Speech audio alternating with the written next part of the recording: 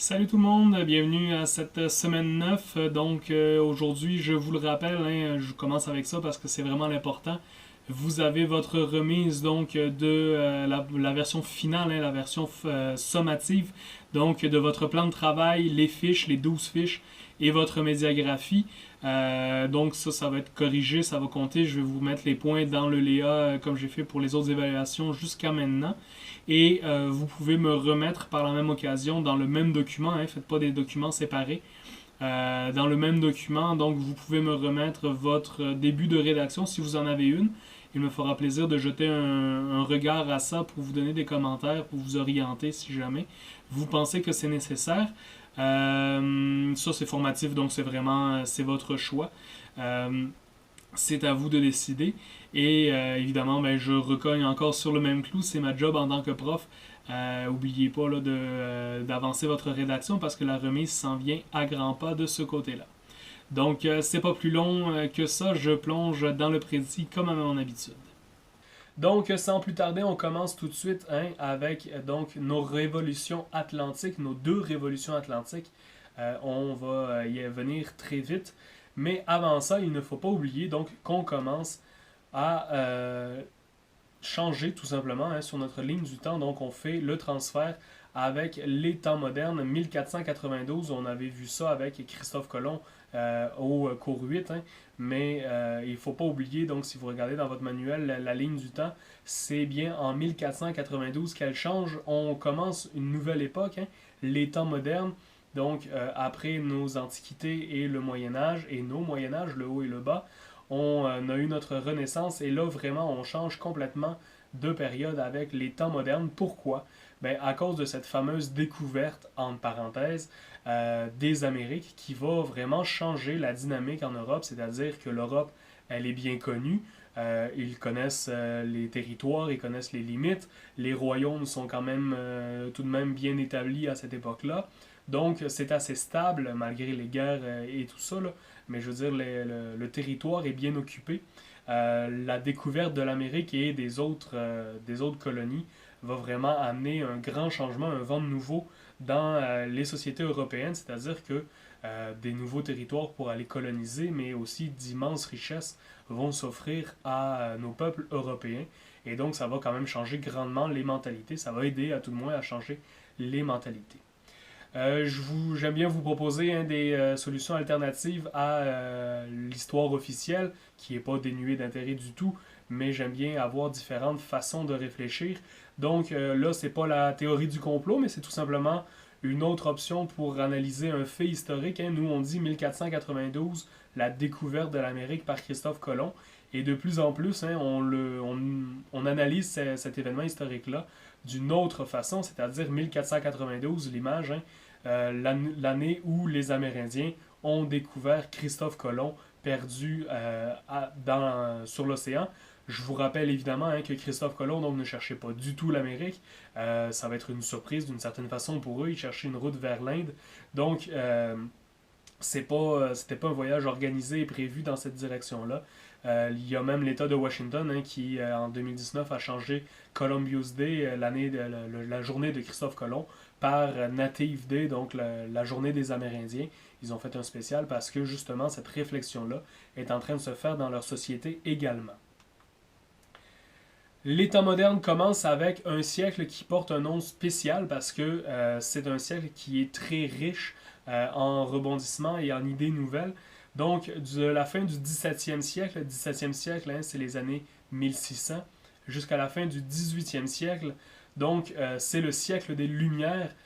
C'est important, le siècle des Lumières. Pourquoi? Parce que ce ne sont pas les lumières, le on-off sur ton ampoule électrique, mais évidemment les lumières de l'esprit, donc la connaissance, la recherche de la compréhension du monde qui les entoure et de la société dans laquelle les gens vivent à cette époque-là. Donc on va vraiment avoir des héritiers directement de la Renaissance, des gens qui vont se questionner, des philosophes évidemment, entre autres, mais bien d'autres aussi, qui vont faire donc la promotion de la connaissance et des sciences. On pourrait d'une certaine façon voir le siècle des Lumières comme le début de notre société scientifique, le fait que les religions commencent à perdre du terrain, dépendamment on est où dans le monde évidemment. au profit de la recherche scientifique et de la connaissance scientifique, eh bien, ça pourrait être vu comme un héritage direct de ce siècle des Lumières-là. Et aussi, donc, qu'est-ce qu'ils ont hérité du passé? Souvent, on est, en fait, pas souvent, on est très souvent, quasiment tout le temps, héritier des sociétés passées. Ils vont reprendre donc l'esprit critique qui était si cher lors aux humanistes lors de la Renaissance.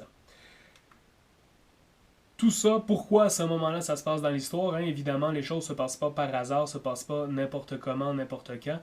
Il y a plusieurs facteurs qui vont contribuer à ça. Oui, donc le Nouveau Monde, la découverte de l'Amérique et des autres continents, le commerce mondial, mais aussi donc la mort. Entre autres, je vous donne un exemple évidemment, Louis XIV. Il y en a d'autres rois que j'aurais pu vous donner en exemple, mais Louis XIV donc est vraiment l'exemple le plus synthétisant de ce que c'est une monarchie absolue de droit divin. Louis XIV, en fait, c'est vraiment un roi qui est omniprésent dans son royaume. Il gère absolument tout, de l'armée, les impôts, tout ce qui se fait au niveau macro, dans tout le pays, évidemment. Mais Louis XIV va également s'intéresser aux choses les plus petites de la vie quotidienne de ces sujets. Il va décider où passent les routes sur les cartes et ainsi de suite, vraiment ce qui influence le quotidien de tout le monde. C'est pour ça d'ailleurs qu'il est surnommé le roi soleil. Il rayonne partout dans son royaume. Louis XIV est connu aussi à cause principalement de Versailles, le château de Versailles qu'il va faire construire. C'est des territoires qui appartenaient déjà à sa famille. Son père avait construit un manoir sur ce territoire-là. Mais Louis va vraiment décider d'utiliser Versailles et de construire donc le fameux château de Versailles, que si vous avez une chance d'aller en France après toute cette histoire et que vous pouvez aller le visiter, c'est quand même sublime, même si il faut garder en tête que pour la construction, il y a des milliers de personnes qui sont mortes. Versailles, c'était marécageux, il a fallu assécher tous ces marécages-là, transformer les terres en terres sur lesquelles on pouvait construire et ensuite faire les jardins aussi.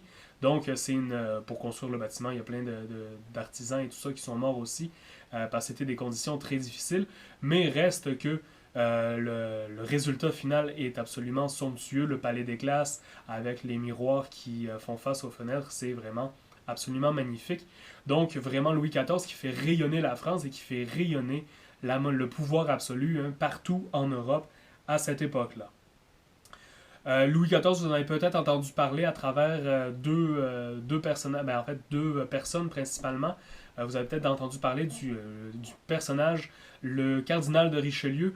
Ce cardinal, donc c'est un titre religieux, mais qui était quand même le deuxième homme d'État qui va superviser pendant les premières années le roi Louis XIV et qui contrôle une partie de l'armée en son nom, qui contrôle l'économie, qui fait des décrets pour le royaume. Donc vous voyez, cette séparation entre le pouvoir temporel et intemporel, elle est complètement perdue avec ce genre de personnage-là. Mais il est quand même le deuxième personnage d'État le plus important. Vraiment un monument en tant qu'homme. C'est impressionnant tout ce qu'il est capable d'acquérir comme pouvoir. Et vous l'avez connu peut-être justement à travers le deuxième personnage qui nous a relaté cette époque-là durablement. C'est Alexandre Dumas qui a écrit un livre, Les Trois Mousquetaires, Athos, Porthos, Aramis, que vous avez peut-être déjà connu. Et D'Artagnan qui lui, on le sait, est un vrai personnage historique. D'Artagnan, il était le chef de la garnison des mousquetaires, les soldats du roi, donc sous Louis XIV.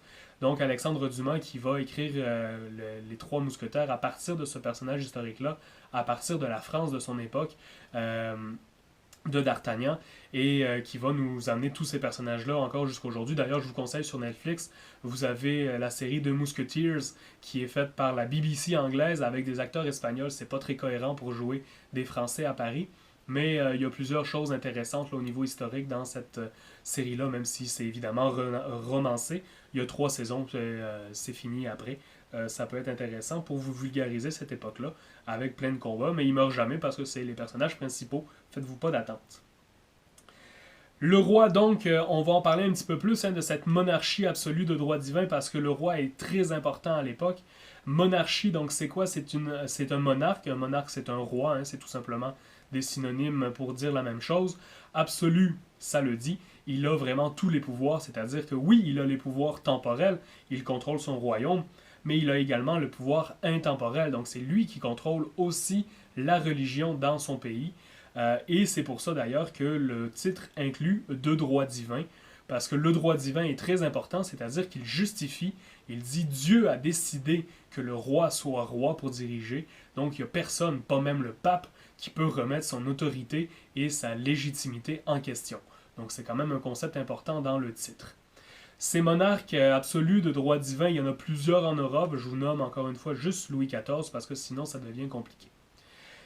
Le roi à l'époque a tous les pouvoirs dans la société, mais c'est les mêmes pouvoirs qu'on retrouve aujourd'hui dans notre société. Donc on va faire un petit peu de politique, parce que c'est des choses auxquelles vous allez peut-être être confrontés dans les années à venir en tant qu'adulte, quand vous aurez à répondre de vos actes et que ce ne seront plus vos parents qui le feront. Donc les pouvoirs que le roi maintient entre ses mains à l'époque et qu'on retrouve aujourd'hui, ce sont ces trois pouvoirs-là. Le pouvoir législatif, le pouvoir de faire les lois. Donc aujourd'hui, on fait les lois pour, par exemple, faire le code de la route, c'est des lois qu'il faut qu'on respecte. Le fait de payer ses impôts, le fait de ne pas tuer quelqu'un dans la rue quand tu te promènes, ce sont des lois qui interdisent ou qui permettent de faire certaines actions. À l'époque, c'est le roi qui décide de qu'est-ce que tu as le droit et de qu'est-ce que tu n'as pas le droit de faire dans la société. C'est-à-dire que s'il dit qu'à partir de demain dans la société, plus personne n'a le droit de s'habiller en rouge, parce qu'en rouge, c'est la couleur du roi d'Angleterre et des Anglais, eh bien, à partir du lendemain, évidemment, c'est pas si rapide que ça, mais les Français n'auraient plus le droit de s'habiller en rouge à partir de ce moment-là. Il a également le pouvoir exécutif. Exécutif, c'est appliquer les lois. C'est qui dans la société qui applique les lois? Eh bien, c'est très terre à terre, c'est tout simplement la police. L'exécutif, c'est ceux qui agissent sur le terrain. Donc, les juges, les tribunaux, tout ça. Le roi, il n'a pas le temps de gérer tout le monde dans son royaume. Il délègue aussi un petit peu à des juges et tout ça. Il n'a pas le choix. Donc, si tu dépasses la vitesse permise, si tu commets un meurtre ou un vol, tu vas avoir l'exécutif, les policiers qui vont venir t'arrêter, et le juge, le tribunal, qui va te condamner pour tes actions. À l'époque, encore une fois, c'était le roi qui décidait, s'il le voulait, intervenir dans un dossier, eh bien, il pouvait choisir donc d'envoyer l'armée pour arrêter quelqu'un directement. Et finalement, le pouvoir judiciaire, le pouvoir d'interpréter les lois et de juger les gens. Donc, évidemment, encore une fois, le roi ne jugeait pas tout le monde dans le royaume. Il y avait des juges qui l'avaient mis en place pour ça. Mais il pouvait décider de gérer n'importe quel cas et de s'interférer dans les décisions qui étaient prises. Aujourd'hui, donc, interpréter et juger les gens, là, c'est vraiment plus les tribunaux avec soit un juge pour des offenses mineures, soit oui, je vais finir par le dire, soit non, je ne le dirai pas, des jurys. Donc oui, des jurys auxquels vous pourrez peut-être d'ailleurs être appelé à participer. Des fois, on reçoit une lettre par la poste en disant vous devez faire votre devoir de citoyen, vous devez participer à un jury. Eh bien oui, c'est d'aller juger des gens. Des fois, c'est facile, mais généralement, quand on est appelé, c'est peut-être des fois pour des cas aussi plus lourds. Donc, soyez prêts, ça se peut que ça vous arrive dans la vie. Face à ce pouvoir absolu-là du roi, il va y avoir des limites qui vont lui être imposées, évidemment. La population, là, quand on parle de la population, on ne parle pas des fermiers, des paysans et tout ça. Eux autres, ils travaillent, ils n'ont pas le temps de gérer la politique. Mais on a quand même des gens, donc des bourgeois ou des aristocrates, des gens qui ont les moyens et le temps de pouvoir faire ça, qui vont trouver que le pouvoir du roi est trop immense et qu'il faut lui mettre des limites. Tout ça, ça commence en Angleterre à cause de la situation géopolitique, tout simplement. Mais les résultats de ce qui se passe en Angleterre vont rapidement se propager un petit peu partout en Europe par la suite. Donc, qu'est-ce qui se passe en Angleterre? Premièrement, donc, il va y avoir la création d'un parlement, un parlement qu'on a encore aujourd'hui dans nos instances politiques. Le parlement, ce sont des représentants du peuple qui sont élus, donc c'est pour ça qu'à partir de 18 ans, on vote, soit au provincial, soit au fédéral ici, pour élire des représentants du peuple. Et ces représentants du peuple-là, qu'est-ce qu'ils font? Eh bien, ils sont supposés donc contrebalancer le pouvoir du roi, en faisant, évidemment, en défendant les intérêts de la population. Et à la même époque, il va y avoir également donc l'habeas corpus. L'habeas corpus, la date, 1679, c'est juste une référence, une fois de plus, pour vous situer dans le temps. Mais l'habeas corpus, c'est quelque chose d'excessivement important pour nous parce qu'on est encore avec l'habeas corpus aujourd'hui. C'est-à-dire que jusqu'à présent, on était coupable. Par exemple, on était jeté en prison, mais il fallait prouver qu'on n'avait pas volé ou qu'on n'avait pas fait telle action. Évidemment, quand on est emprisonné, c'est un petit peu plus difficile de prouver qu'on n'a pas fait telle ou telle action. On ne peut pas interroger, on ne peut pas aller chercher des preuves. Tout ça, on n'y a pas accès. Donc l'habeas corpus va changer radicalement cette mentalité-là au niveau juridique, c'est-à-dire qu'elle va premièrement donc dire toute personne arrêtée est innocente jusqu'à preuve du contraire. C'est encore le cas aujourd'hui. Si vous êtes arrêté, c'est à un juge ou à un avocat de prouver, en fait, c'est à l'avocat à prouver au juge que vous êtes coupable pour que vous ayez une sentence. Et également, on a le droit, donc chaque personne qui est arrêtée a le droit de se faire juger par un jury de ses pairs, donc quelqu'un du peuple. Ce n'est pas seulement le roi et sa bonne volonté qui va gérer la situation. Je vous mets un petit vidéo, il est en anglais, mais je vais vous mettre les sous-titres, qui est très pertinent pour expliquer tout ça. C'est ludique quand même. Et c'est parti. Habeas corpus ad subjiciendum sounds like one of Hermione's spells. But this Latin phrase, usually shortened to habeas corpus, and sometimes known as the Great Writ, names an important legal principle that protects individual freedom. Habeas corpus literally means you may have the body. Ad subjiciendum means for the purpose of subjecting him or her. The implication is for the purpose of subjecting him or her to examination before a court. Where this principle is upheld, no one, not even the president, monarch, or anyone else in power, can detain someone illegally. Once a writ has been filed, they need to bring the detainee in question, their body, before a court and allow that court to determine whether or not this person can legally be held. If there is no legal case for imprisonment, the prisoner has to be released. The practice goes back as far as the Anglo-Saxon period, but it only formally entered English law in an Act of Parliament in 1679. Habeas corpus ensures that no one is held without charge. That's the idea, anyway, though some countries, such as Britain, which introduced internment for suspected Irish Republican terrorists in 1971, and the USA, in relation to suspected terrorists held in Guantanamo Bay prison camp, have found ways of circumventing this on grounds of national security.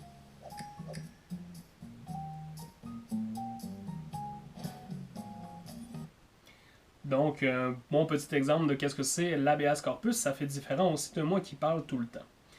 Mais le peuple anglais, donc, et encore une fois, les politiciens anglais ne seront pas satisfaits avec l'habeas corpus.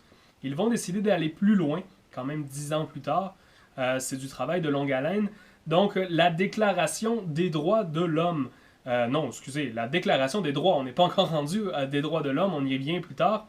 La Déclaration des droits, donc, c'est tout simplement que le Parlement se rencontre plus régulièrement. Parce que ce qui se passait en fait en Angleterre, c'est que oui, le Parlement existait, mais c'était au roi d'appeler les parlementaires pour faire des sessions, et le roi tout simplement s'en fichait. Donc la Déclaration des droits va obliger le roi à rencontrer le Parlement plus souvent pour prendre les décisions de façon conjointe. Deuxième point, le roi n'a plus le droit d'obliger ou d'annuler une loi. Ça, c'est quand même un point excessivement important. Ça veut dire quoi? Ça veut dire que le roi n'est plus au-dessus des lois. Hein? Il n'a plus le droit d'obliger ou d'annuler une loi. Il est obligé, point 3, de respecter les lois du Parlement. Le roi n'est plus au-dessus du reste de la population. Il est sujet, hein, il est victime des lois comme tout le monde dans la société. On n'est plus dans une monarchie absolue. On tombe à partir de ce moment-là dans une monarchie parlementaire, ce qu'on appelle aujourd'hui une monarchie constitutionnelle, qui donc amène une séparation des pouvoirs entre le roi et le Parlement, afin de s'assurer donc que la société est dirigée de façon équitable pour tout le monde. Je vous cite l'encyclopédie canadienne à partir de là. Le monarque constitutionnel... je recommence. Citation. Le monarque constitutionnel ne règne pas directement, mais exerce plutôt des fonctions constitutionnelles, cérémonielles et représentatives. C'est pour ça d'ailleurs que les Anglais ont encore une reine aujourd'hui, c'est-à-dire que la reine, elle est là de façon en apparat d'une certaine façon, hein, pour représenter le système, mais elle ne prend plus de décision sur le fonctionnement politique du pays. mais ils ne l'ont pas tué comme les Français vont le faire. C'est pour ça qu'il y en a encore une aujourd'hui. Toute cette mentalité-là, toutes ces pensées-là, hein, pourquoi on en arrive à limiter le roi, eh bien, c'est parce qu'on a une évolution dans les mentalités. Je vous présente quelques penseurs, pour pas vous matraquer non plus, mais il y a quelques incontournables à travers tout ça. Donc, à l'époque, les philosophes vont vraiment avoir, dans le siècle des Lumières, comme optique d'améliorer la vie de la population et d'améliorer ses droits. Donc, dans le fond, de développer la démocratie dans les sociétés à l'époque. Les philosophes vont vraiment se pencher pendant le siècle des Lumières sur le bien-être de la masse. On n'est plus du tout sur le focus des classes dirigeantes comme la monarchie absolue pouvait le faire. Là, on est vraiment dans une optique du bien-être de la majorité. Et comment ils vont justifier ça, ces philosophes-là, le bien de la majorité? Eh bien, on va voir apparaître les droits fondamentaux. Qu'est-ce que c'est des droits fondamentaux? Ce sont les droits fondamentaux donc de la vie, le bonheur, la liberté, la sécurité, le droit de posséder des biens. On rentre maintenant là-dedans le droit de religion, le droit d'expression. Si vous avez des exemples hein, de blogueurs qui sont fouettés au Moyen-Orient et ainsi de suite. Donc ce sont des droits fondamentaux qui ne sont toujours pas reconnus partout sur la planète actuellement. Autre droit fondamental, le droit à la naissance. Ça a l'air ridicule comme ça, mais à l'époque, hein, on a les fils légitimes, les enfants légitimes et on a des bâtards. Eh bien, souvent, on essayait de se débarrasser des bébés pendant la grossesse, des enfants bâtards, tout ça parce que c'était des charges, c'était des enfants qui ne pouvaient pas servir l'intérêt familial, et donc on essayait de s'en débarrasser. Eh bien là, les penseurs vont même on va commencer à défendre les fœtus d'une certaine façon. Je ne vous dis pas qu'on est rendu à l'avortement du tout, là, mais on a quand même un début de changement des mentalités à ce niveau-là également. Les ambassadeurs de ces mentalités-là, donc je vous en présente quelques-uns. John Locke, le premier, hein, vraiment, le père des droits fondamentaux, il invente d'une certaine façon les droits fondamentaux, mais aussi, il va dire donc que les hommes ont le droit de posséder des biens ou des choses immatérielles, c'est-à-dire que des pensées peuvent aussi appartenir à un individu. Mais pourquoi John Locke est très connu aussi, il est un des pères fondateurs de l'économie capitaliste, c'est-à-dire que le droit de posséder, hein, c'est tout simplement une justification idéologique du capitalisme qui est naissant à cette époque-là. John Locke va d'ailleurs, dans un ouvrage, dire que ces droits naturels-là sont quand même pour tout le monde, peu importe, la liberté économique vient avec une liberté de l'humain, mais pour tout le monde dans la société. Son livre, Le traité du gouvernement civil, il décrit l'état de nature comme celui-ci donc. Un état dans lequel les hommes se trouvent en tant qu'hommes et non pas en tant que membres d'une société. Donc les droits fondamentaux, la vie, la liberté, le bonheur, ce sont des droits que tout humain a à partir du moment où il est en vie, avant même d'être un Anglais, d'être un Français, d'être un Japonais, même si ça ne fait pas partie de notre ère géographique. Eh bien, tous les hommes, par le fait qu'ils existent, ont ces droits-là. Et donc, une fois de plus, si on est pauvre, on a les mêmes droits au niveau fondamental que le riche de vivre et d'exister et d'être heureux. John Locke va également dire, hein, on n'est pas chez des révolutionnaires qui veulent renverser les gouvernements en place. Il va également dire donc que le pouvoir du roi est légitime, mais seulement s'il respecte le peuple, donc si c'est un roi qui est bon, un roi qui est bénéfique pour sa population. Donc vous le voyez évidemment, on ne remet pas tout l'ordre en place, mais on prend quand même des gants pour faire la critique en disant que le roi a sa place. Un deuxième, Montesquieu. Montesquieu, de son petit nom, j'aime bien dire les vrais noms parce que c'est quand même divertissant. Montesquieu, Charles-Louis de Secondat, donc c'est un Français. Il est vraiment pour la séparation des pouvoirs entre donc le législatif hein, et ainsi de suite. Dans la société, il veut vraiment donc une séparation de ces pouvoirs-là.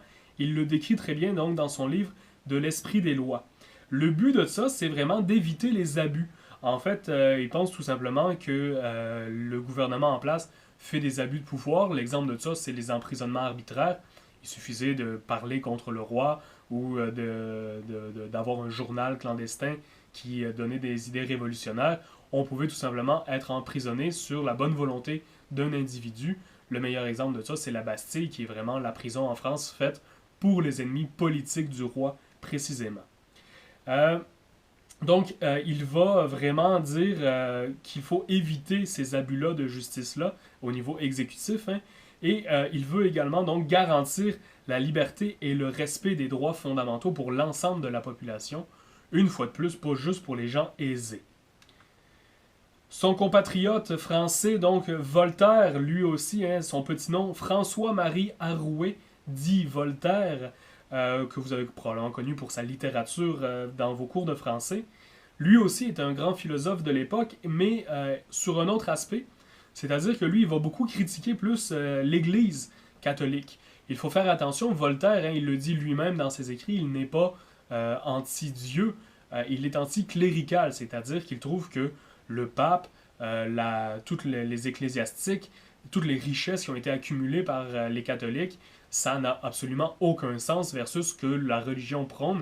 On retrouve ici un petit peu le discours de Martin Luther, hein. Et donc il est très anti-clérical, mais il est déiste. Déiste, c'est croire en un dieu. Donc ça peut être le dieu chrétien, ça peut être un autre dieu, ça peut être des dieux. Dès qu'on croit qu'il y a un être supérieur qui dirige nos destinées, on est déiste. Donc, il croit, mais il ne croit pas à la religion telle qu'elle est dans la société à son époque. Et il va également dire un point très important, hein, un hédoniste, ce Voltaire, l'humain a le droit de rechercher son bonheur durant sa vie. Donc, avec la religion catholique, il fallait une vie de privatisation pour ensuite accéder au paradis et connaître le bonheur éternel. Non, là, Voltaire, il dit « J'ai le droit d'être heureux tous les jours dans ma vie, au quotidien. J'ai le droit à ce bonheur-là. » Tout simplement parce qu'on n'est pas convaincu à 100% de ce qui se passe après. Il n'y a personne qui est venu pour nous le dire. À côté de Voltaire, on a Jean-Jacques Rousseau, qui lui est un Suisse cette fois-là, mais qui va, par ses écrits, beaucoup influencer les révolutions atlantiques américaines et françaises. Il va écrire donc les mêmes droits pour tous, hein, tout simplement. Ça a le mérite d'être clair. Il dénonce les inégalités sociales. Comment ça se fait que les riches sont aussi riches quand la moitié de la population meurt de faim et plus que la moitié de la population meurt de faim. Et dans cette optique-là, donc, les lois devraient être faites par le peuple. Là, on est un petit peu plus loin que ses compatriotes philosophes. Lui, pour la première fois, il va proposer donc de renverser, hein, de questionner et d'aller jusqu'à renverser le pouvoir en place, la royauté telle qu'on la connaît à l'époque. Donc, ce sont des choses qui sont influencées aussi par ce qui se passe en Angleterre à la même époque. Et comme vous avez pu le voir dans mes 4 exemples, ce qui est un petit peu triste, c'est que j'ai seulement des exemples d'hommes. Pourquoi? Parce que dans la société à l'époque, c'est seulement les hommes qui ont le droit de publier et d'être actifs au niveau politique. Mais il ne faut pas croire, mesdames, qu'il n'y avait pas de rôle pour les femmes dans ces sociétés-là. Effectivement, donc, les femmes avaient leur rôle à jouer dans ces réflexions et dans ce bouillonnement idéologique-là à travers les salons. Donc, quand on entend les salons des femmes, hein, c'est vraiment à cette époque-là qu'on se réfère principalement. Donc, les bourgeoises, évidemment, une fois de plus, les femmes pauvres étaient au travail ou s'occupaient des enfants. Ils n'avaient pas de gouvernante ou de serviteur pour le faire. Donc, les femmes bourgeoises vont tenir salon. Qu'est-ce que c'est tenir salon? Eh bien, on invite un groupe d'individus chez soi. On prend du thé ou autre, du café et autres des nouveaux continents qu'on a découverts. Et on discute tout simplement, on fait de la finesse intellectuelle, de la philosophie, on se pose des questions, on rit, on questionne l'ordre établi. Tout ça dans un environnement de bienséance quand même. Il ne faut pas se laisser aller. Donc, qui est-ce qui se rencontre dans ces salons-là? Des écrivains, des philosophes, des scientifiques, des musiciens, des penseurs, donc ce qu'on appelle les penseurs de l'époque. Il y a beaucoup de femmes de l'aristocratie qui vont permettre donc aux idées de circuler largement. Grâce à ces salons-là, les gens vont s'y rencontrer beaucoup. C'est donc dans ces milieux nobles-là que les idées circulent parce que le peuple, lui, travaille. Ces bourgeoises-là, ces nobles-là, vont faire ce qu'on appelle du mécénat. Du mécénat, tout simplement, c'est payer un artiste qui a retenu notre attention pour qu'il travaille pour nous. Donc, c'est tout simplement comme l'engager d'une certaine façon. Toutes ces idées-là, hein, toutes ces idées de ces philosophes-là vont se concrétiser dans deux révolutions physiques, violentes, qui vont avoir lieu à l'époque. Premièrement, la Révolution américaine. Excusez-moi, il faut que je tousse. La Révolution américaine a vraiment plusieurs causes, évidemment. Vous n'oubliez pas de prendre des pauses, hein, j'y pense maintenant. Vous n'oubliez pas de prendre des pauses, c'est important. Vous pouvez me mettre sur pause quand vous avez besoin. Donc, n'hésitez pas à le faire de temps en temps. La Révolution américaine, donc, a plusieurs causes. Je vous rappelle donc que les 13 colonies sont vraiment soumises au commerce triangulaire. Vous vous souvenez, on a vu ça dans le cours 8. Donc, les bateaux qui partent d'Europe pour aller chercher des esclaves en Afrique avant de se rendre en Amérique pour prendre des biens, des matières premières et vendre en échange un petit peu partout, donc des biens de consommation.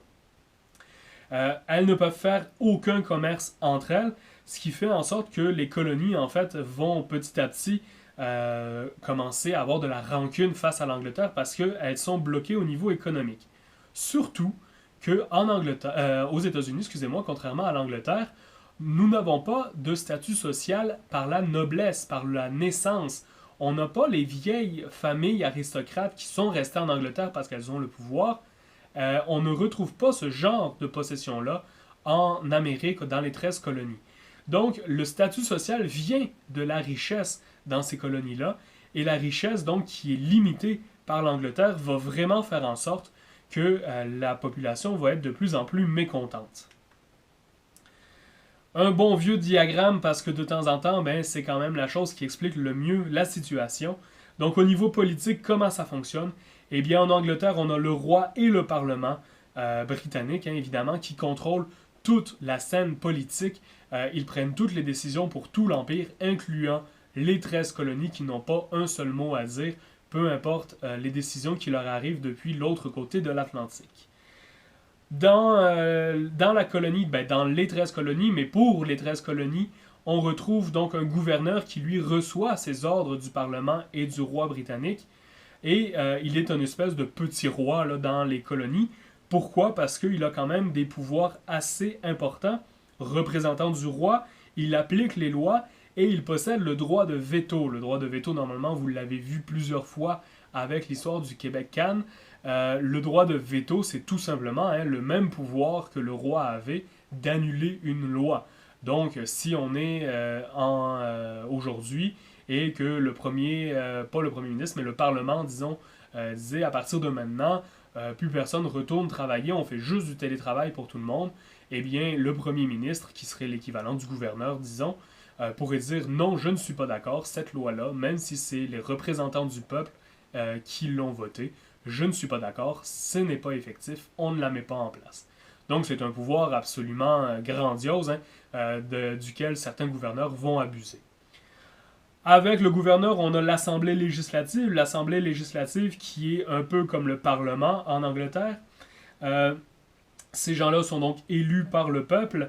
Ils votent des impôts qui ne servent pas évidemment à s'enrichir. Je vous rappelle, dans le commerce triangulaire, ils n'ont pas le droit de faire du profit. Les impôts vont servir à quoi? À maintenir les colonies en état et à faire des nouveaux travaux comme la construction de routes, etc. Mais en aucun cas, donc, les impôts ne doivent servir à faire du profit. L'Assemblée législative va également faire les lois locales, mais il n'y a aucune interaction entre les assemblées législatives des différents États. C'est vraiment avec le gouverneur qu'ils font appel directement. Le peuple, tant qu'à lui, n'a qu'un seul rôle, à part travailler, évidemment, pour mettre de l'argent dans la machine, c'est d'élire des représentants qui n'ont finalement pas tant de pouvoir à cause du droit de veto du gouverneur. Donc, il n'y a aucun droit au niveau politique réellement, vu qu'aucune décision n'est prise dans la colonie, et ils n'ont aucune liberté économique non plus. Donc, ça ne va pas bien. Leur seul rôle économique, c'est vraiment d'enrichir la métropole, ce qu'ils vont faire malgré eux, qu'ils aient le choix ou pas. Mais comme toujours, quand on a de l'argent, on veut plus d'argent. Il n'y a pas beaucoup de gens dans la vie qui s'en moquent. L'Angleterre va donc décider de s'enrichir encore davantage avec ses colonies en créant des actes. Des actes, c'est quoi? C'est tout simplement comme une loi, mais c'est pour régir l'économie des colonies. Donc Londres, je veux dire Londres parce que c'est la capitale de la métropole, va passer les actes de navigation en 1651, excusez-moi. ce qui oblige en fond toutes les colonies à faire le transport de leurs marchandises, les matières premières, sur des navires anglais. Évidemment, c'est quoi? C'est dans l'idée du mercantilisme, toutes les richesses vont être accumulées en Angleterre. Le but, c'est d'enrichir la métropole. Donc, dans ce contexte-là, dans le but d'enrichir la métropole, on a quand même d'autres événements qui n'ont pas rapport à l'économie qui vont venir influencer. L'exemple de ça, c'est la guerre de 7 ans. La guerre de 7 ans, on n'entend pas beaucoup parler de cette guerre-là, mais c'est d'une certaine façon la première guerre mondiale. Pas parce qu'on a des gens qui se battent partout sur la planète, ou parce qu'on a des armées gigantesques qui sont en guerre les unes contre les autres. C'est une première guerre mondiale d'une certaine façon parce qu'on a des pays avec des colonies partout dans le monde qui vont s'affronter et qui vont mettre les ressources de ces colonies à profit dans les guerres. Donc la France et l'Angleterre, la guerre de 7 ans, c'est entre la France et l'Angleterre qu'il va y avoir une guerre. Ils vont vraiment mettre, autant en Asie qu'en Amérique qu'en Afrique, toutes leurs colonies à profit de cette guerre-là. À la fin de cette guerre-là, donc l'Angleterre va être battue par la France, mais évidemment, la conséquence directe de la guerre, c'est que les coffres sont vides. Il a fallu payer les soldats, il a fallu payer l'équipement. Donc l'Angleterre va vouloir imposer de nouvelles taxes, non seulement à ses 13 colonies, mais aussi à ces immenses nouvelles colonies qu'elle vient d'acquérir avec la fin de la guerre de 7 ans. Le meilleur exemple, c'est notre exemple ici, les plaines d'Abraham. 1759, on se rappelle de cette date-là comme étant la fin du régime français et le début du régime anglais au Québec. Il ne faut pas oublier que oui, c'est une date importante pour nous, mais c'est une date parmi tant d'autres dans la guerre de 7 ans qui n'est pas très significative pour le reste de la population mondiale. C'est vraiment 1763 qui va être plus marquante pour les empires. Mais les plaines d'Abraham donc font tomber la Nouvelle-France sous la domination anglaise et ça donne donc aux marchands britanniques et au gouvernement britannique une immense nouvelle colonie dans laquelle faire du commerce et appliquer ces nouvelles taxes, ces nouvelles actes-là. Et ils vont se gâter parce qu'ils peuvent se le permettre. Ils vont en faire plusieurs, ce qui va amener beaucoup de mécontentement. Donc, un petit peu en rafale, mais je vous les explique au fur et à mesure que vous lisez. Donc, le Sugar Act de 1764, prenez pas toutes les dates, mais 1764 quand même, c'est le début de la fin à cause du mécontentement américain. Donc, c'est une taxe, oui, sur le sucre, sur la mélasse, sur le poivre, tous les produits de luxe qu'on considère à l'époque. Donc, ce sont tout simplement, si tu achètes du sucre à 16$, elle va te coûter 20$ et le 4 autres va aller dans les poches du gouvernement britannique pour payer son armée à travers le monde. Donc, ça augmente le prix des biens de consommation de la vie de tous les jours. C'est pas suffisant, il va y avoir le Currency Act, donc la même année. Ça oblige la monnaie anglaise dans tous les échanges commerciaux et ça interdit aux colonies d'imprimer leur propre monnaie.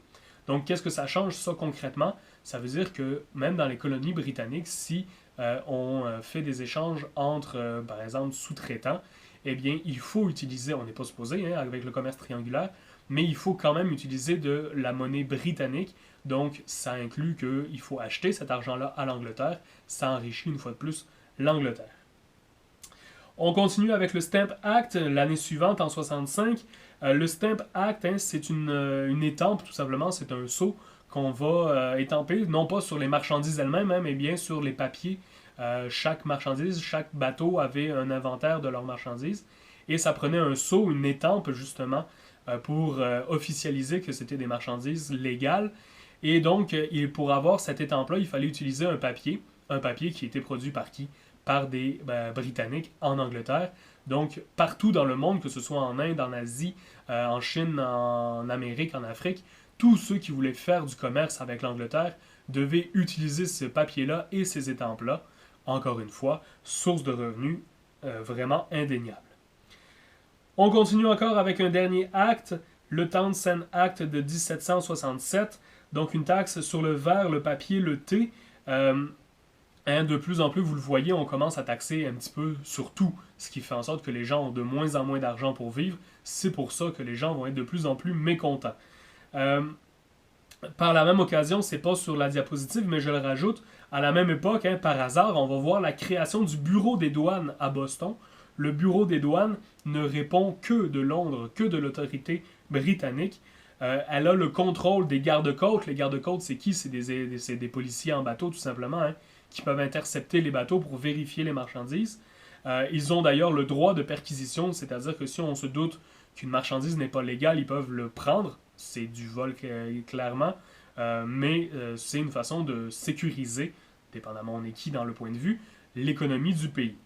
Et ils encouragent par des posters et tout ça, ils encouragent la délation, hein, pour dénicher les receleurs de matières contrebandées.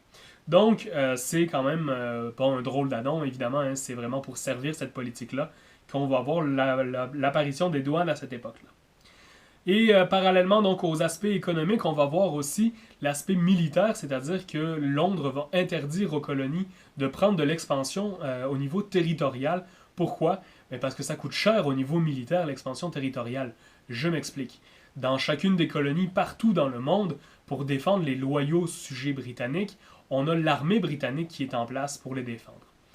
C'est la même chose dans les 13 colonies, évidemment.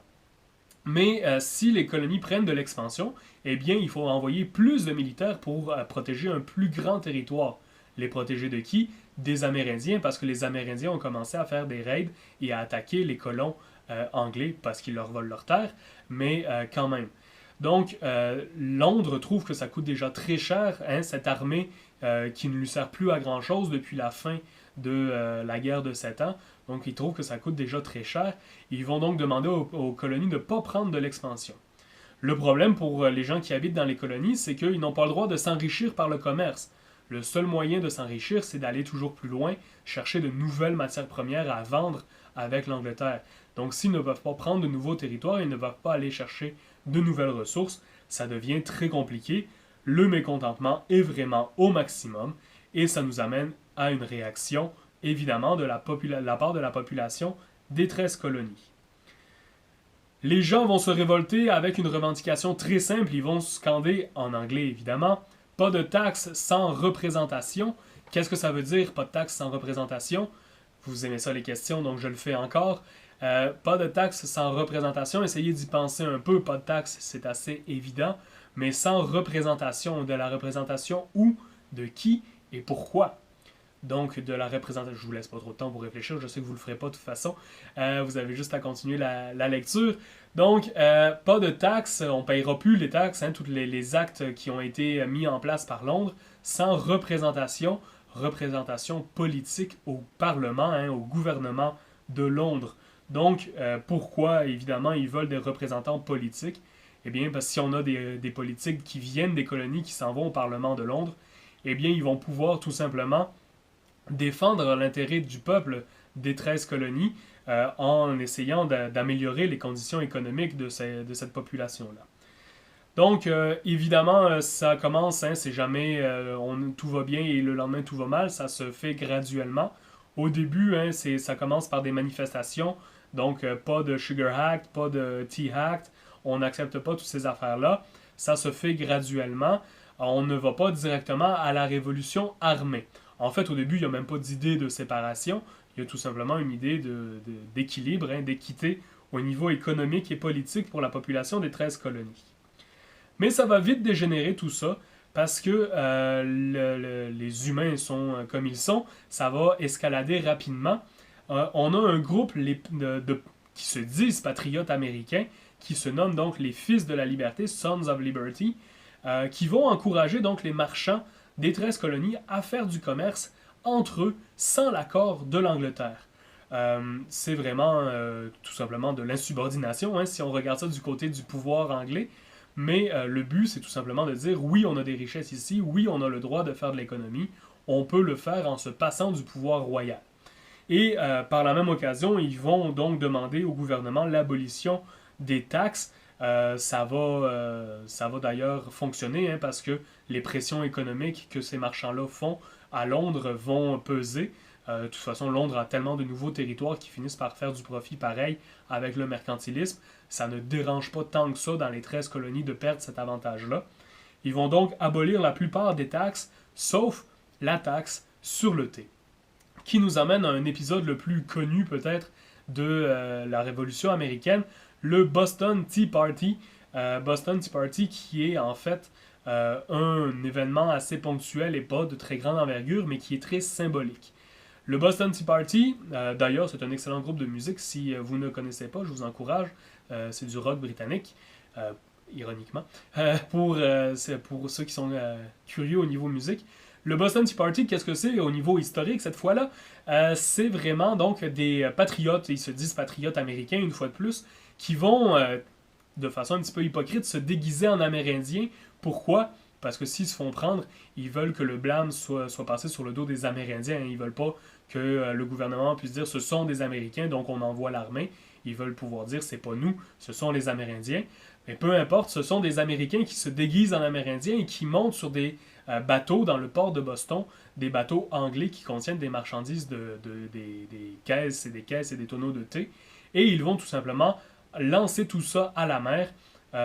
Et c'est tout simplement un signe de protestation. Au niveau économique, c'est un drame pour les Britanniques. C'est des milliers et des milliers de livres sterling qui vont perdre au niveau de marchandises à ce moment-là.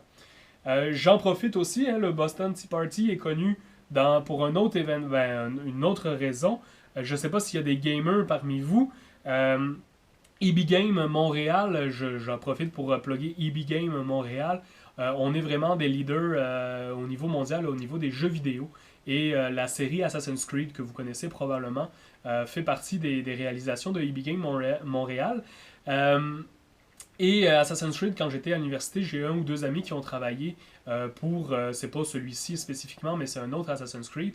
L'équipe de réalisation se fait vraiment un devoir d'avoir des historiens qui travaillent sur chacun de leurs jeux vidéo pour avoir des décors, des costumes, des couleurs, des environnements qui sont le plus proches possible de la réalité de l'époque. Donc, chapeau pour ça à EB Game. Ce qui fait en sorte que quand vous jouez à un jeu de Assassin's Creed, par exemple, oui, vous jouez à un jeu, mais vous plongez dans un univers qui est le plus fidèle possible. J'avais un ami qui me racontait là, que les graphistes venaient lui poser des questions sur la taille, la forme des chandeliers, les costumes, la façon de manger. Vraiment, tous les aspects sont assez relativement précis sur la réalité de l'époque. Donc, je vous présente un extrait d'Assassin's Creed sur justement le Boston Tea Party. On va abandonner la petite histoire en arrière là, du jeu. Peggy 18.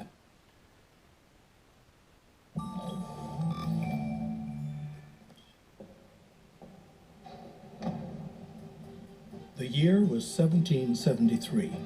The American colonies were under British rule. Boston was one of the most prosperous American cities at the time, yet people were poor and tired of the empire enforcing laws and taxes while not giving them a say in Parliament. So the citizens replied. They assembled. Thousands began protesting and boycotting British goods. In one major act of rebellion, patriots stood up against the empire and refused boatloads of imported tea. Hundreds of thousands of dollars worth of goods were destroyed. This was the Boston Tea Party. A slap in the face to the empire. An event that started the revolution that led to the birth of a country. Never again would the British rule America. This is the revolution you were told about. But if you stay a while, I shall tell you about another revolution. Ça, c'est le jeu vidéo, là. That mattered. Donc, si vous voulez voir le reste du trailer du jeu vidéo, je vous encourage à y aller par vous-même. Ça, c'est moins utile à notre exposé. Donc, le Boston Tea Party, quand même, un événement symbolique qui va être un point tournant quand même au niveau du conflit. Pourquoi? Ben parce que ça va être vraiment, une fois de plus, l'engrenage de l'escalade qui s'active. En réponse donc du Boston Tea Party, le roi George va faire vraiment une erreur stratégique, c'est-à-dire qu'il va fermer le port de Boston et il va promulguer ce qu'on appelle les lois intolérables, qui sont vraiment donc des lois de punition punitives pour le Massachusetts au niveau économique principalement. Le problème donc qui en résulte, c'est que le roi George pensait que son autorité était bien établie. En réponse à ces lois intolérables-là, ce n'est pas le Massachusetts, mais bien les 13 colonies qui vont rentrer en rébellion contre l'autorité royale. Et là, on commence vraiment donc à augmenter le niveau de violence. Comment? Eh bien, les colonies vont boycotter au niveau économique les produits britanniques. Regardez juste un exemple, là, c'est vraiment pas... souvenez-vous pas de ça, mais c'est pour vous montrer à quel point c'est important. 97% des baisses des ventes en 1775 des produits anglais en Amérique.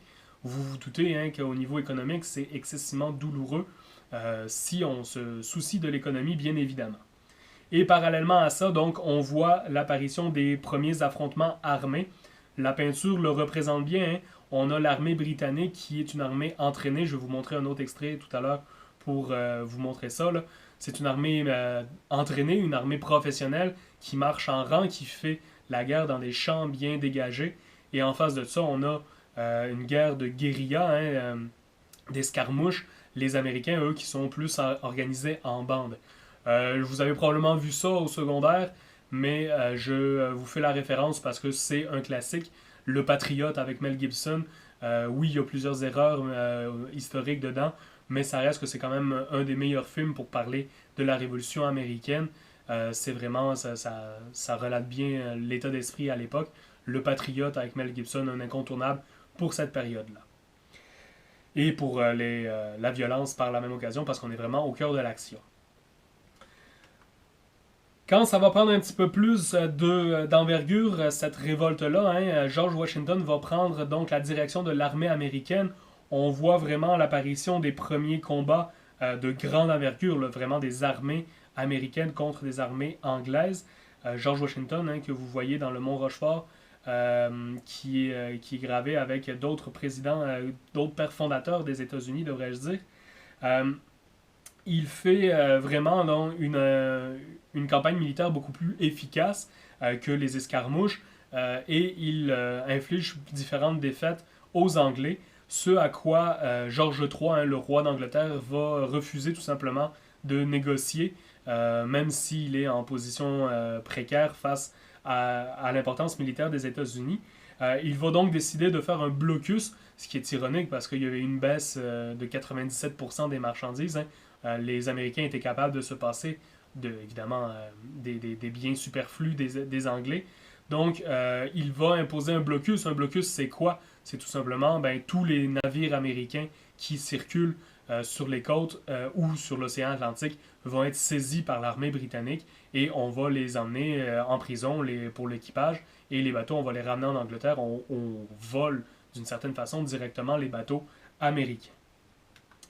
Donc, évidemment, vous vous doutez, encore une fois, ça escalade. Les Américains sont vraiment rendus, ils ont essayé toutes les possibilités. Hein. Ils n'ont même pas encore demandé à ce moment-là à se séparer de l'Angleterre. Oui, c'est dans les idées du temps, mais ce n'est pas une des demandes officielles au début. C'est vraiment cette escalade et la violence qui grandit de plus en plus qui va amener donc les Américains à faire la déclaration d'indépendance, à se séparer de l'Angleterre. Ça vient pas de nulle part, hein, ça vient de certains philosophes américains. Je fais ici le lien parce qu'on a vu les philosophes pour commencer le cours et je ne peux pas passer à côté. Donc, deux philosophes américains, Thomas Jefferson, on va en reparler de ces personnages-là par la même occasion.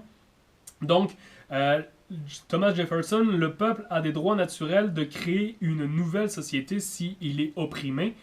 Donc, hein, les droits naturels, une prise directe de nos philosophes de tout à l'heure. Et on a également donc Thomas Paine qui va dire le peuple a vraiment le droit de se gouverner et il est de notre devoir et on a le droit aussi donc de créer une république américaine. Le terme de république est important. Ça veut dire quoi une république? Ça veut dire qu'on n'est plus dans une royauté, on n'a plus de monarque, on a seulement un parlement qui prend des décisions. Donc ces philosophes-là, avec la guerre cumulée, va nous emmener le 4 juillet 1776. C'est pas pour rien que c'est le 4 juillet que les Américains fêtent leur fête nationale. C'est la journée où ils ont fait et signé la déclaration d'indépendance des États-Unis. La déclaration est importante hein, parce que pour la première fois dans l'histoire de l'humanité, c'est la création d'un État sur le principe idéologique de la liberté du peuple au nom de ses droits naturels. Donc ce sont quoi ces droits naturels? L'égalité, la sécurité, le bonheur et la justice. Il faut faire attention, on a différents exemples ailleurs de plus petites envergures, mais là, c'est vraiment pour la première fois un pays qui va durer dans le temps, qui se donne le droit sur des bases naturelles, hein, sur des droits naturels, de constituer un État. C'est bien beau cette déclaration d'indépendance-là, c'est plein de vertus.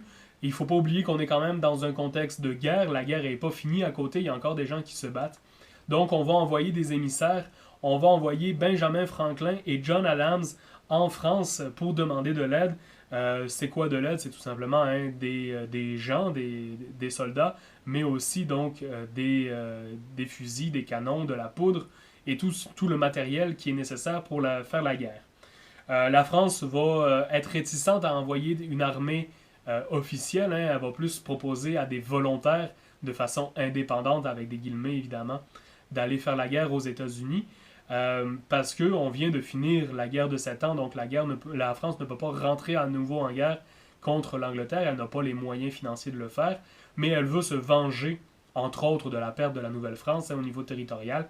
Ils se disent, ils nous ont volé la Nouvelle-France, si on aide les Américains à faire l'indépendance, ben, ils perdent le territoire des 13 colonies, c'est un retour de monnaie d'une certaine façon, ça va leur faire du bien. Donc les Français vont les aider. Entre autres, on a un Français qui est resté célèbre dans ce contingent-là de Français qui vont traverser l'océan. On a le marquis de Lafayette qui va aller se battre aux côtés des Américains. J'en reparlerai tout à l'heure de Lafayette. Finalement, cette guerre donc se finit par une victoire américaine. Hein. C'est vraiment l'indépendance qui va coûter cher. Je vous mets encore une fois, hein, on va laisser faire l'aspect jeu vidéo. C'est divertissant, c'est bien que ce soit là, c'est pour ça que je vous le montre.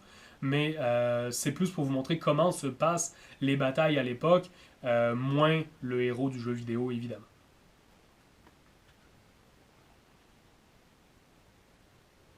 Peggy 18.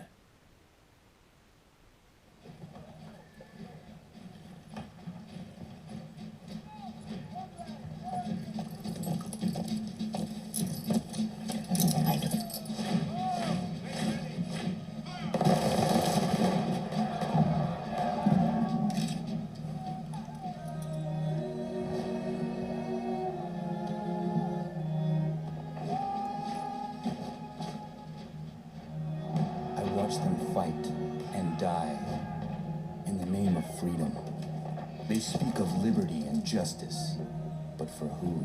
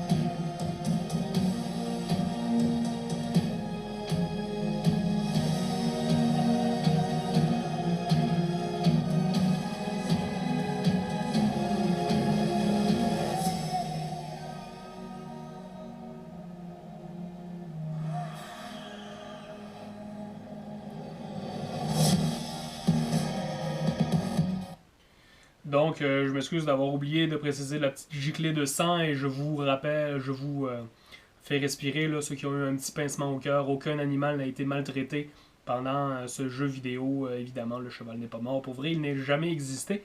Je vous présente par la même occasion le marquis de Lafayette, qui est vraiment un icône dans la Révolution américaine. Il y a même une délégation américaine à chaque année qui va célébrer l'anniversaire de Lafayette en France sur sa tombe, parce que donc l'insurrection est le droit le plus sacré et le plus indispensable des devoirs pour les gens qui sont opprimés. C'est une citation de Lafayette pendant la Révolution américaine. J'en profite pour ceux qui ont le cœur sensible. Tout à l'heure, pendant la Révolution française, il va y avoir du sang. Je vous préviendrai d'avance, c'est filmé évidemment, c'est romancé, c'est pas du vrai sang. Mais je continue. Donc, cette guerre d'indépendance va finalement finir, parce que toute guerre doit finir, une chance, par le traité de Versailles de 1783. C'est vraiment plus que la déclaration d'indépendance. C'est le traité de Versailles qui va voir la création des États-Unis. C'est-à-dire que oui, l'indépendance américaine, elle était sur papier de la part des États-Unis, mais c'est le traité de Versailles qui va voir apparaître sur une nouvelle carte un nouveau pays, les États-Unis d'Amérique, qui à l'époque arrête vis-à-vis à peu près le fleuve du Mississippi. C'est pas aussi grand qu'aujourd'hui, évidemment. Mais c'est une reconnaissance internationale pour ce nouveau pays qui vient de naître à travers la guerre et à travers les principes des droits fondamentaux. Ce nouveau pays, il vient de naître, mais il faut vraiment donc le structurer. C'est la structure politique, comment les Américains vont la choisir. Ils vont donc décider de garder chaque État indépendant. C'est encore le cas aujourd'hui, 50 États avec Haïti et l'Alaska aux États-Unis de nos jours. Et il y a aussi par-dessus un gouvernement commun. C'est le gouvernement fédéral, exactement comme on a au Canada. Sauf que eux, c'est Trump. Je me passe de commentaires. Donc, comment ça fonctionne? La création d'un pays, je vous avais parlé de la Constitution par le passé.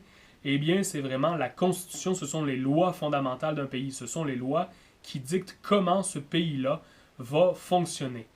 La Constitution américaine, donc, voit la création des États-Unis. Elle est célèbre, elle commence par « We the people ». C'est vraiment la phrase la plus célèbre parce que c'est vraiment donc pas des dirigeants, mais vraiment le peuple qui a fait sa propre liberté. Je vais vous mettre actuellement, normalement là, une citation à l'écran, donc la phrase complète. Pourquoi? Parce que mon accent anglais peut devenir désagréable sur une longue citation, mais ça vous donne quand même une idée là, de ce que les Américains pensent. Pour ceux qui sont moins familiers avec l'anglais, donc, nous, le peuple des États-Unis d'Amérique, dans la forme d'une union parfaite, établissent la justice et la tranquillité domestique, la tranquillité à l'intérieur du pays. Nous donnons la défense des gens du commun et nous promouvons le bien-être général et la sécurité de la liberté pour nous et pour la postérité, pour les descendants, nos descendants, les générations futures, bref. To ordain and establish, pour mettre en ordre et établir cette constitution des États-Unis d'Amérique. Donc, c'est vraiment la création, vous le voyez, d'un pays à travers cette phrase-là. Comment ça fonctionne, donc, cette déclaration, cette constitution-là? Elle définit quoi? Elle définit donc le régime politique, comment ça va fonctionner. On a-tu un roi, on a-tu un président? C'est quoi les pouvoirs et les limites du gouvernement? Ça, c'est quelque chose d'intéressant, avoir des limites à ce qu'un gouvernement peut faire, et aussi donc les devoirs du gouvernement envers la population. Ça ne nous dit pas non seulement qu'on a un gouvernement, mais que le gouvernement a une responsabilité, a des actions à poser face à sa population. C'est donc du donnant-donnant, ce n'est pas seulement dans un sens que c'est supposé aller. Ça aussi, c'est quelque chose d'assez nouveau. Aux États-Unis spécifiquement, comment ça va fonctionner? Donc, au niveau politique, c'est une république. On ne veut pas de roi, évidemment. On vient de se séparer de l'Angleterre. Et on a aussi donc un gouvernement fédéral qui sera dirigé par un président. pour un mandat de 4 ans. Le mandat est renouvelable une deuxième fois, donc un maximum de 8 ans au pouvoir, théoriquement, jusqu'à preuve du contraire. Jusqu'à maintenant, c'est le cas. Aucun président ne peut faire plus que 2 mandats.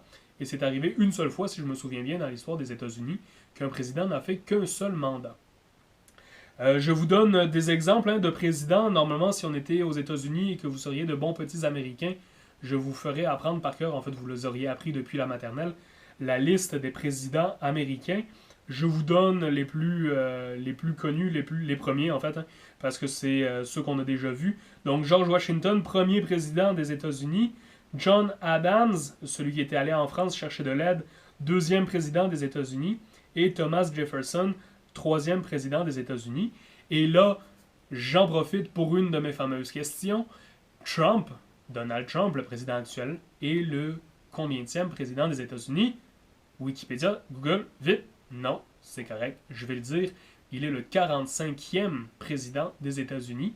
Donc, je ne vous ferai pas la liste au complet, évidemment. La population, elle, est représentée donc par 2 groupes. Premièrement, le Congrès. Le Congrès, qu'est-ce qu'il fait? Il discute, écrit et vote les lois. Il vote le budget fédéral et le commerce. Il gère aussi la défense du pays, le Congrès, c'est-à-dire que c'est lui qui va voter une déclaration de guerre, par exemple.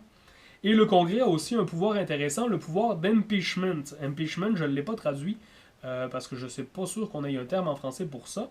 En fait, c'est tout simplement le droit d'accuser le président d'une quelconque faute pour essayer de le démettre de ses fonctions, chose que beaucoup de gens pensaient qui allait être fait contre Trump et qui, à mon souvenir, n'a pas été fait ou n'a pas réussi à tout de moins, puisqu'il est encore là. Et à côté de ça, on a le Sénat. Donc le Sénat, c'est quoi? Ce sont tout simplement des représentants des différents États. C'est vraiment plus au niveau politique. Et il s'occupe de la politique nationale, donc de la bonne cohabitation des différents États ensemble. Cette révolution américaine-là reprend vraiment plusieurs idées des Lumières, comme on les a vues au début, mais elle les inclut dans sa constitution. Premièrement, la séparation des pouvoirs, législatifs, judiciaires et ainsi de suite. L'habeas corpus, qui fait partie aussi des règles de base des États-Unis et au Canada aussi. Et aucun titre de noblesse. Encore ça, c'est intéressant, c'est une nouvelle société. Ils ne veulent pas de l'aristocratie, ils ne veulent pas des titres de noblesse héréditaires. C'est le self-made man, l'homme qui se fait lui-même à travers son travail et à travers ses efforts qui prônent dans cette société-là. On en voit le résultat aujourd'hui d'ailleurs, plutôt que de faire de l'entraide. Je ne passe pas de commentaires avec une opinion. Il faut faire attention cependant, les Noirs et les femmes n'ont aucun droit dans cette société-là. Ce sont des exclus complètement de ce système juridique-là. Ce sont des hommes blancs, qui font les lois et qui se donnent des droits. Ils n'incluent pas, évidemment, ces 2 catégories-là. Pourquoi? Les Noirs, ce sont des esclaves, ils sont très rentables, les Blancs ne veulent pas perdre ces avantages économiques-là. Et les femmes, c'est malheureusement la vision traditionnelle un héritage de l'Antiquité. Les femmes restent dans la sphère privée, ne gèrent pas de politique et ne gèrent pas les affaires publiques. Donc, c'est malheureusement encore le cas à l'époque. Et il va y avoir, depuis plusieurs centaines d'années maintenant que la constitution du pays a été faite, il faut quand même mettre à jour les lois d'un pays. On se doute qu'aujourd'hui, avec la technologie, c'est pas la même réalité que dans les années 1700. Donc, pour changer une constitution, les Américains ont créé quoi? Les amendements. Donc, vous avez probablement entendu du premier amendement. Si c'est pas le premier, c'est le deuxième, je me souviens plus par cœur, là. Mais le premier amendement des États-Unis, c'est que toute personne a le droit de posséder une arme. C'est pour ça que le débat des armes à feu est si difficile aux États-Unis. C'est pour ça qu'il y a les mass murders, les tueries dans les endroits publics, parce que c'est très difficile de légiférer sur les armes à feu aux États-Unis, puisque c'est le premier ou le deuxième amendement qui date depuis la création du pays, en fait. À l'époque, c'était justifié pour se défendre. Aujourd'hui, c'est dans la société dans laquelle on est, c'est beaucoup plus discutable le droit à ces armes-là. Donc, des amendements, au fur et à mesure, il va y en avoir plusieurs. Liberté religieuse, liberté d'expression, liberté de rassemblement. Tous des droits qui viennent avec les droits fondamentaux petit à petit se représenter. Je vous rappelle, à chaque changement de bulle, quand vous entendez cette petite chanson, faites une petite pause. Je ne ferai pas la chanson, c'est une vieille joke de quand j'étais jeune. Avec des histoires qui racontaient, avec un livre qu'on pouvait suivre. Vous avez probablement pas connu ça, mais je vous rappelle plus sérieusement de prendre des pauses de temps en temps. Hein. C'est important de se libérer le cerveau, déliez-vous les jambes. Ça aide aussi à rester concentré et vous n'êtes pas obligé d'écouter tout ça d'une traite. Je continue cependant avec ma Révolution française. Le même principe, hein, les causes, les événements et ce qui se passe après. Donc, les causes de la Révolution française, elles sont un petit peu différentes des causes de la Révolution américaine. Évidemment, on n'est pas dans la même société. Avant la Révolution, je vous rappelle donc qu'on a le roi avec la monarchie absolue de droit divin. Oui, le meilleur exemple, c'est Louis XIV, mais à l'époque de la Révolution française, c'est Louis XVI, hein, son petit-fils, qui est sur le trône à ce moment-là. Et il possède absolument tous les pouvoirs encore quelques décennies après. En dessous de lui, hein, comme encore une fois l'image le montre bien, on a les 3 classes sociales. Et le gros problème, c'est que la totalité, hein, de la société, parce que c'est tout le monde à part le roi lui-même, n'a aucun pouvoir, et c'est le roi, excusez-moi, j'ai mal fait ma diapositive, mais c'est le roi qui dispose de la police pour réprimer les 3 autres classes. C'est-à-dire qu'une personne, le roi, peut contrôler, grâce à la police, tout le monde, absolument tout le monde dans sa société. Donc, évidemment, vous vous doutez que ça a créé beaucoup de gens insatisfaits. Dans les autres 3 classes sociales, c'est qui, hein, dans nos 3 classes sociales? Donc, la noblesse, les familles des seigneurs féodaux qui ont continué à prospérer avec le temps, les nouveaux riches depuis la Renaissance et le changement économique. Dans le clergé, on a tous ceux qui sont dans la religion, hein, les évêques, les prêtres, les cardinaux et ainsi de suite. Pas le pape, qui n'est pas en France, évidemment. Et certains clergés ont des pouvoirs au niveau régional aussi, en lien avec l'État. Et en dessous de ça, la très grande majorité de la population, le tiers-État. Le tiers-État, en fait, c'est tout le monde qui sont des gens pauvres dans la vie de tous les jours, qui travaillent énormément, les petits artisans, les fabricants, les marchands, les petits marchands évidemment, les paysans et tout le reste de la société fait partie de ce tiers-État-là. À l'époque, on n'a pas beaucoup d'ouvriers, hein, on n'est pas encore, la révolution industrielle s'en vient, on n'est pas encore rendu là.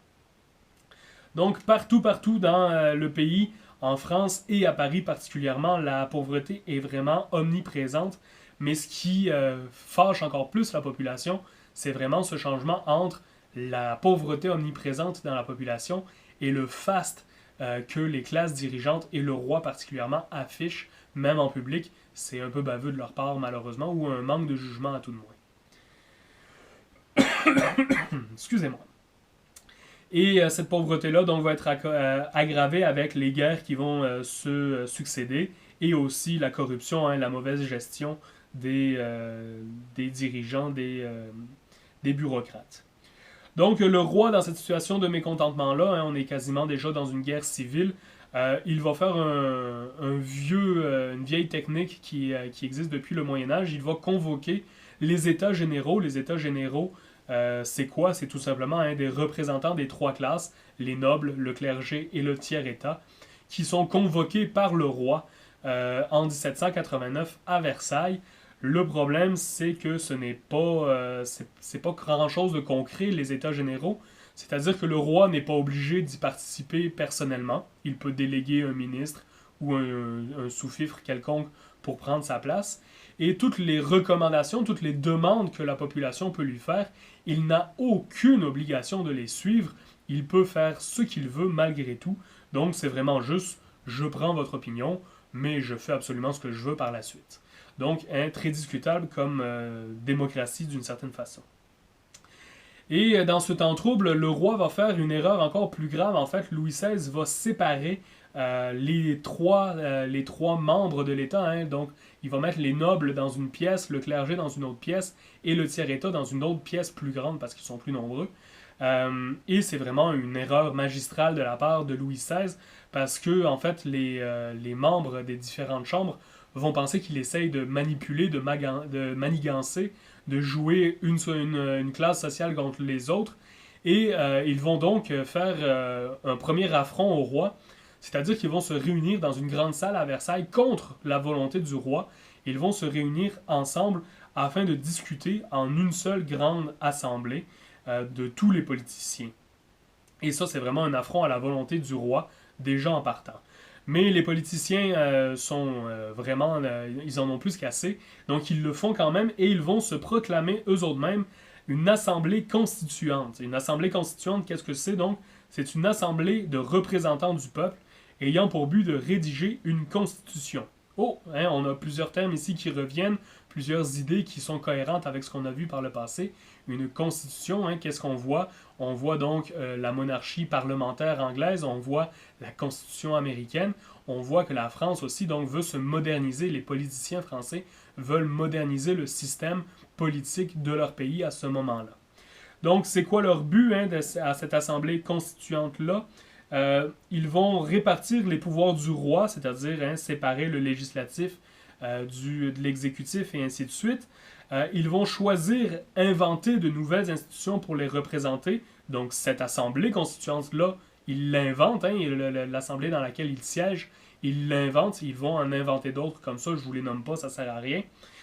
Et ils vont aussi rédiger donc de nouvelles lois pour donner le pouvoir au peuple, justement.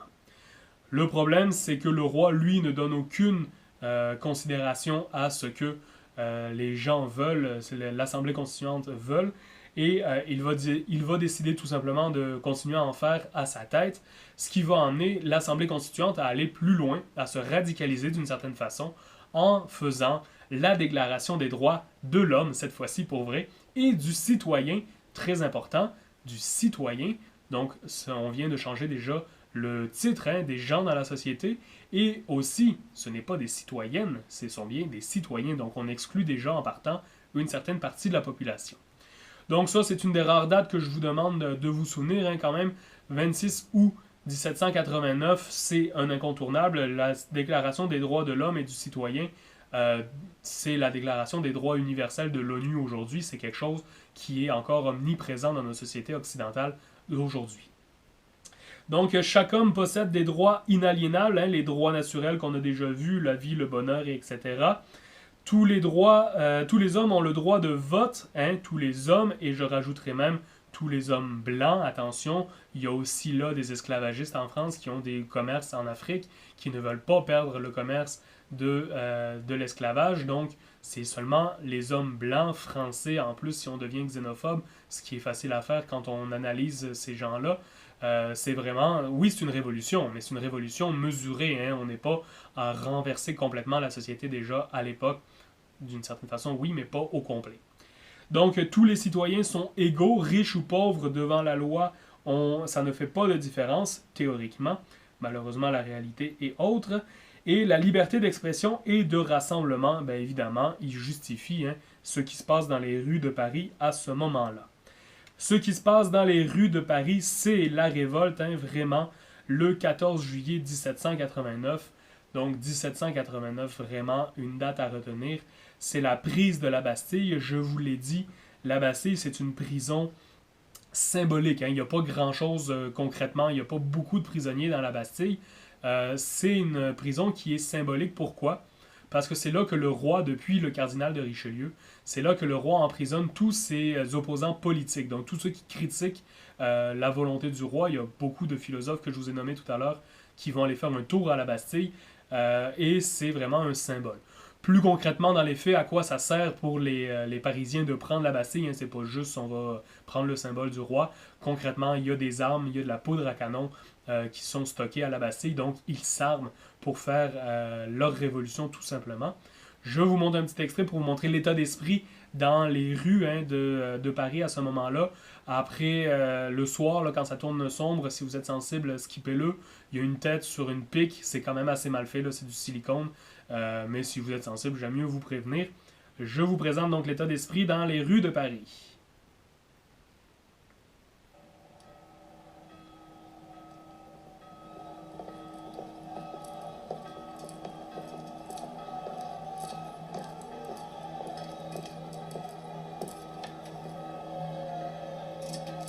Au travail, lieutenant. Des problèmes? Un seul, monsieur. Si j'en donne l'ordre, est-ce qu'ils tireront?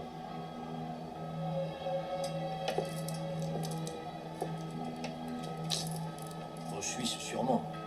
Probablement. Mais vos propres hommes, vous pourriez en jurer?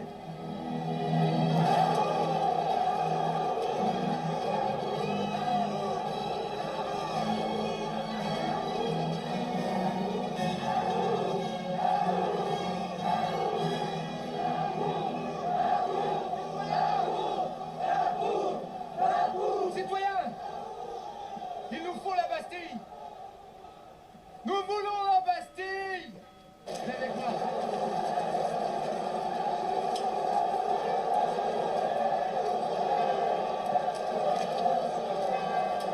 Regardez, ils reculent les canons.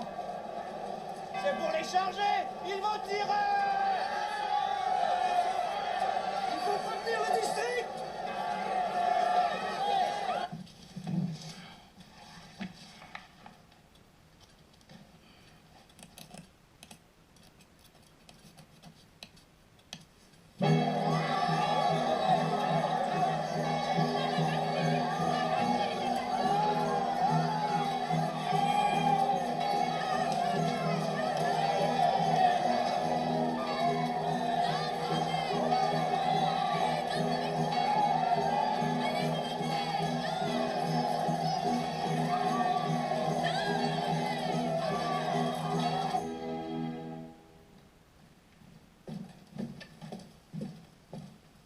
Sire.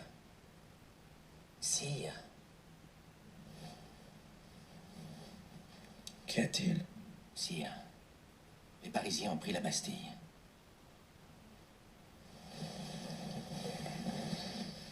Pris la Bastille? Pourquoi? C'est une révolte. Non, sire. C'est une révolution.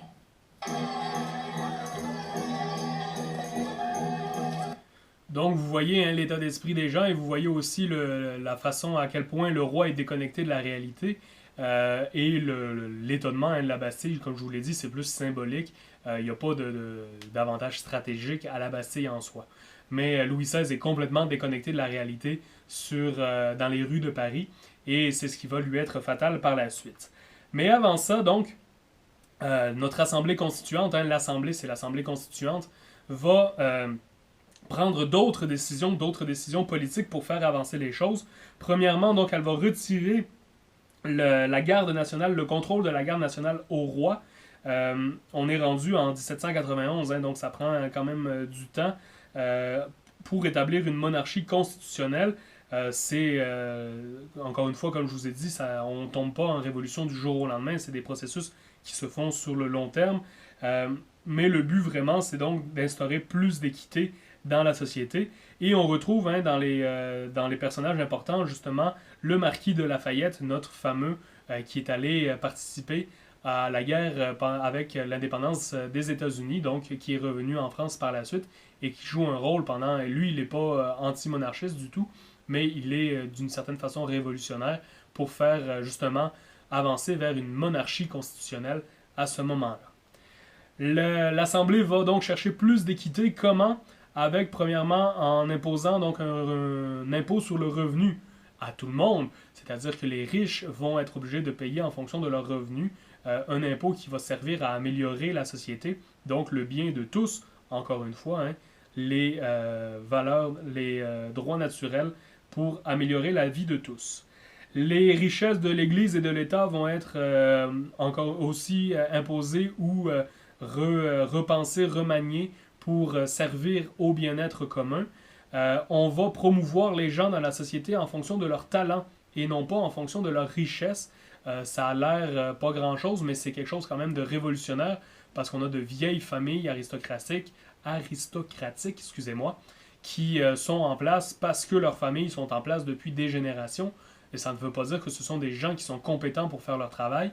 Là, les révolutionnaires veulent vraiment des gens qui sont plus talentueux pour faire une tâche que des gens qui ont une histoire familiale.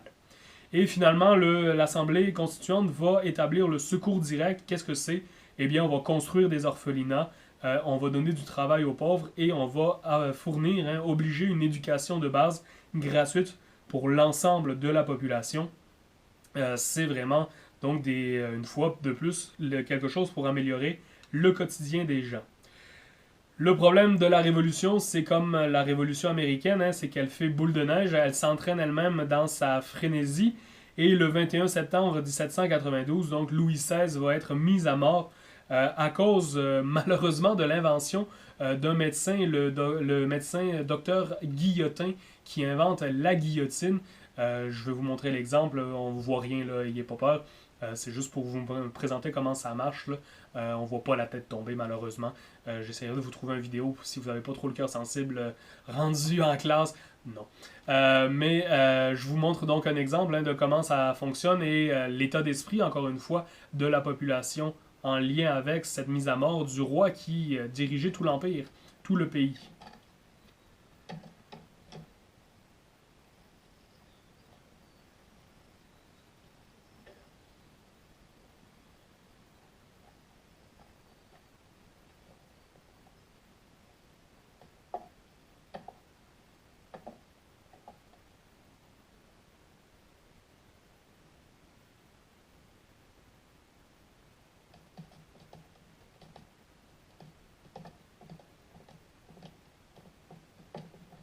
Je meurs, innocent de tous les crimes dont on m'accuse.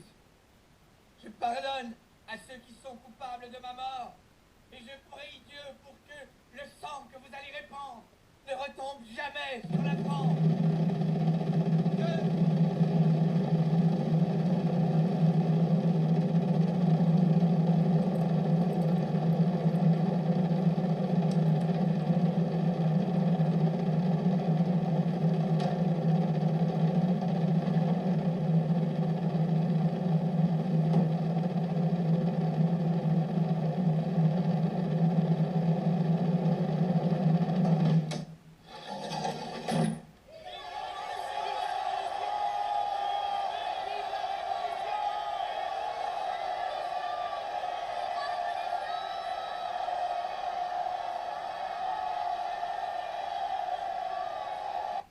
Donc, quand même, belle tentative pour essayer de ralentir, de repousser le délai, mais ça n'a pas marché. C'est comme ça que ça a fini, malheureusement, pour vrai, ben malheureusement pour lui, pour Louis XVI, donc, qui est mort grâce à la guillotine, qui va faire beaucoup de dégâts pendant la Révolution française. Ça va être vraiment quelque chose qui est utilisé en grand nombre.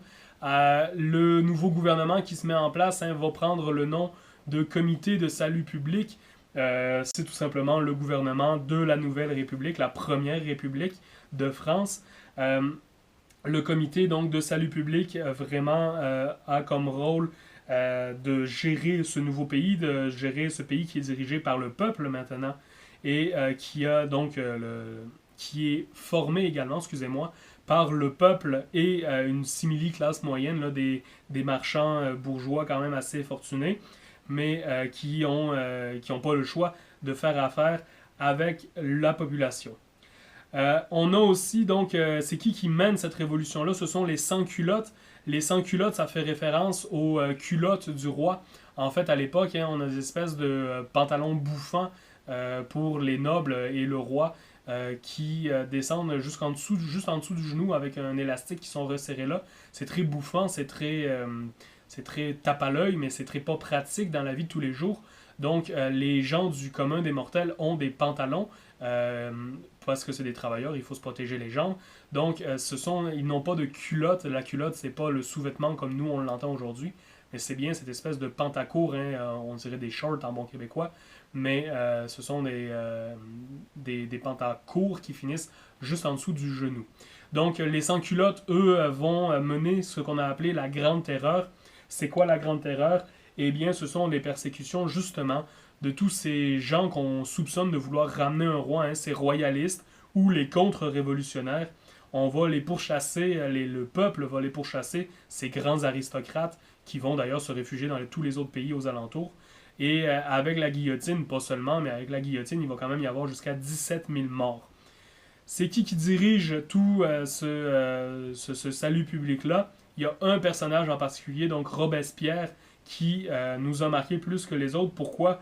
Parce qu'il fait office de premier ministre, de président dans cette histoire-là, mais il est quand même assez extrémiste pour certains dans ses décisions. C'est lui qui va prendre la décision de la Grande Terreur d'ailleurs. Il dirige donc la Première République. Le problème, c'est que sa terreur va épuiser le peuple. Pourquoi? Parce que Robespierre est plus occupé à pourchasser les ennemis de la Révolution qu'à rétablir l'économie et à donner du pain à la population. Donc malheureusement, il va perdre petit à petit l'appui populaire à cause de ça, ce qui va faire en sorte qu'il va être destitué. Et qui va prendre sa place, ça va être le Directoire. Le Directoire qui est en fait donc un gouvernement de bourgeois, hein, des riches marchands, qui vont diriger cette nouvelle République-là pendant une dizaine d'années. Le problème, c'est que le Directoire donc fait les mêmes erreurs que Robespierre, c'est-à-dire qu'ils vont défendre, Robespierre défendait la Révolution parce que c'était un révolutionnaire, les bourgeois vont défendre leur économie, leurs gains, et donc le Directoire ne sera pas capable d'arranger l'économie du pays. Les gens vont continuer à mourir de faim et à avoir des problèmes pour vivre au quotidien. Ce qui va faire en sorte que dans cette situation économique-là, un homme, je vous simplifie hein, évidemment, mais on passe sur tellement de choses. Donc un homme va sortir du lot le 9 septembre 1799. Napoléon Bonaparte prend le pouvoir. Napoléon Bonaparte qui est un militaire, tout simplement, il va faire un coup d'État armé. Et en 1804, il se fait nommer, là j'ai fait une erreur, il ne se fait pas nommer, il se nomme lui-même empereur, c'est-à-dire qu'il ne voulait pas faire la même erreur que Charlemagne qui avait reçu la couronne de la part du pape sur sa tête contre sa volonté. Napoléon va s'arranger, il va prendre la couronne et il va la déposer lui-même sur sa tête pour dire « Je me suis fait empereur ». Donc, je le mérite d'être empereur, je ne le dois qu'à moi, je ne le dois pas à la religion ou à quelque autre homme que ce soit. Mais avec Napoléon, donc c'est un empire, hein, c'est l'empereur Napoléon. Donc c'est la fin de la Première République. Évidemment, hein, la pensée république reste présente dans la population, mais Napoléon va rembarquer donc sur les vieilles habitudes en rétablissant la noblesse dans ses droits et en se lançant dans la conquête de l'Europe avec, entre autres, donc 1812, qui est sa défaite la plus connue à Moscou, hein, quand il va essayer de prendre possession du territoire russe, et qui va être sa dernière grande défaite militaire quand il est au pouvoir. Il va retourner en France, des milliers de Français vont mourir à cause de l'hiver et tout ça. Il va être envoyé en exil, il va revenir, et finalement il va mourir. Là. Donc tout un personnage, si ça vous intéresse aussi, Napoléon. Mais tout ça est bien complexe. Ce qui est important de retenir, c'est que Napoléon met fin à cette Première République-là dans une situation donc en Europe où les choses sont en train de changer drastiquement dans les mentalités et elles ont pris forme donc à travers toutes ces idées hein, de liberté, ces droits naturels, ces droits que les philosophes des Lumières mettent en avant. Elles vont prendre corps à travers les révolutions atlantiques et la Révolution française, desquelles on a en Amérique du Nord, particulièrement au Québec, encore beaucoup comme héritage de ces deux révolutions-là. Donc, c'était un one-shot. J'espère que ça s'est bien passé. Je vous dis à la semaine prochaine.